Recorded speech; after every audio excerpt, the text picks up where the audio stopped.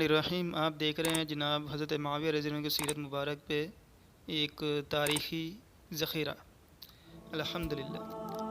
ابھی تک ہم نے جو پڑھا تھا وہ ترکستان کی فتوحات تک پڑھا تھا۔ اب شمالی افریقہ کی فتوحات، شمالی افریقہ کا بیشتر حصہ خلافت راشدہ کے زمانے میں فتح ہو چکا تھا۔ امیر معاویہ کے زمانے میں ان علاقائی فتوحات میں مزید توسیع کی گئی۔ عمر بن عاص رضی اللہ عنہ شمالی افریقہ کے گورنر تھے۔ آپ نے عقبہ بن نافع اور معاویہ بن خدیج کو شمالی افریقہ کی فتح کے لیے نامزد کیا۔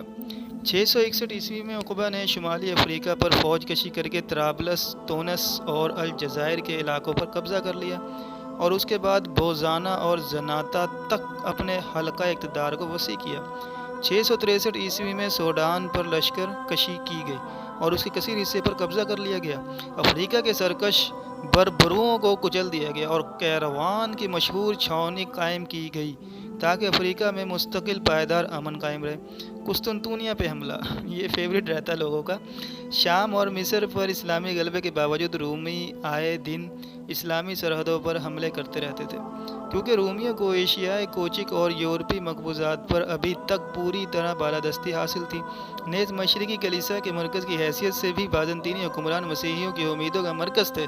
اس بنا پر وہ اسی کوشش میں لگے رہتے تھے کہ وہ اپنے کھوئے ہوئے علاقے کو دوبارہ حاصل کریں۔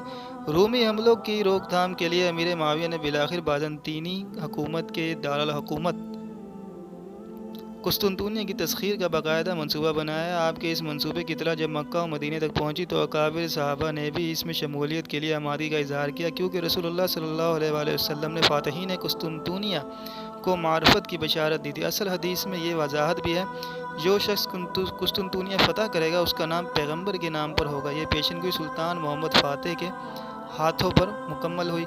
55 ہجری میں سفیان بن عوف ازدی کو اس فوج کا انچارج بنایا گیا۔ اس مہم میں ابو ایوب انصاری، عبداللہ ابن عمر، عبداللہ ابن عباس، عبداللہ بن زبیر جیسے مقتدر صحابی بھی شریک ہوئے۔ فوج کے ایک دستے کی کمان امیر معاویہ کے بیٹے یزید کے ہاتھ میں بھی تھی۔ قسطنطنیہ چونکہ مشرقی کلیسا کا مرکز تھا، اس لیے رومیوں نے بھی اس کے دفاع کی زبردست انتظامات کر رکھے تھے۔ محاصرے کے دوران میں شہر کی بلند فصیل سے وہ مسلمانوں پر آگ کے گولے برساتے تھے، جس کی وجہ سے مسلمانوں کو سخت جانی نقصان اٹھانا پڑا۔ جب کامیابی کی صورت نظر نہ آئی تو محاصرہ اٹھانے کا حکم دیا گیا۔ یہ حملہ اگرچہ ناکام رہا، لیکن رومیوں پر اس قدر خوف طاری رہا کہ آئندہ کئی برسوں تک انہوں نے مسلمانوں کے خلاف کوئی جارحانہ کارروائی نہ کی۔ اس محاصرے کے دوران مشہور صحابی ابو ایوب انصاری وفات پا گئے۔ مسلمانوں نے آپ کو شہر کی فصیل کے نیچے لے جا کر دفن کر دیا۔ مسلمانوں نے رومیوں کو خبردار کر دیا کہ وہ لاش کی یا مزار کی بے حرمتی نہ کریں، وگرنہ اس کے نتائج اچھے نہ ہوں گے۔ لیکن آہستہ آہستہ خود رومی ان کا احترام کرنے لگے، ان کے مزار پر منتیں ماننے لگے۔ عثمانی ترکوں کے زمانے میں آپ کے مزار پر مقبرہ بنوایا گیا اور مسجد تعمیر کی گئی جو جامع ایوبیہ کہلائی۔ بے شک اس طریقے سے پکی قبر بنانا بہت بڑا شرک، ظلم اور دین اسلام میں بگاڑ کا باعث ہے۔ احادیث سے بھی واضح ہے کہ یہ عمل خلاف رسالت اور خلاف دین ہے۔ یہ یہود و نصارہ کا عمل تھا کہ جب ان میں کوئی نیک انسان مر جاتا تو اس جگہ کو عبادت کی جگہ مان کر باعث تبرک سمجھتے تھے۔ جزائر روڈس اور اروارڈ کی فتح۔ شامی علاقے کے تحفظ کے نقطہ نظر سے جزائر روم کی فتح ضروری تھی، چنانچہ اس مقصد کی خاطر اس سے بیشتر جزیرہ قبرص فتح کیا جا چکا تھا۔ امیر معاویہ نے اپنے زمانے میں ایک قدم مزید آگے بڑھا کر جزیرہ روڈس پر قبضہ کر لیا۔